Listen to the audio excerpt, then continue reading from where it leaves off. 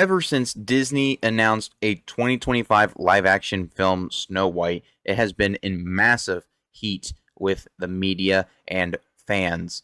And now Rachel Zegler continues to make it worse for Disney, and this Snow White movie is somehow getting worse. Rachel Zegler is the most insufferable, unlikable person that I've ever had the displeasure of listening to. And now Rachel Zegler on reinventing Snow White and Juliet and facing off against toxic Disney fans. I've watched women get torn down my whole life. As for the line about skin as white as snow, Zegler reveals that the new film has its own origin story for her name. It fell back to another version of Snow White that was told in history where she survived a snowstorm that occurred when she was a baby, she says. And so the king and queen decide to name her Snow White to remind her of her resilience. One of the core points in our film for any young woman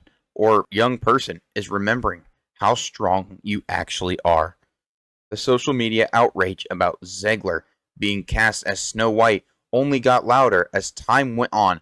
She began saying in red carpet interviews in the summer of 2022 that her version of the iconic princess wouldn't spend her days pinning over a man. She called aspects of the original story weird and said the 1937 film's prince literally stalked Snow White. Overnight, online trolls took shots at Zegler disdain for the animated classic, deeming her unworthy of playing the OG Disney heroine. And here is this clip that started it all, that never gave this movie a chance because Rachel Zegler is so insufferable. But what people often forget is that Gal Gadot was also in on spreading the message for this movie. Let's take a listen. You said you were bringing a modern edge to it on stage. What do you mean by that?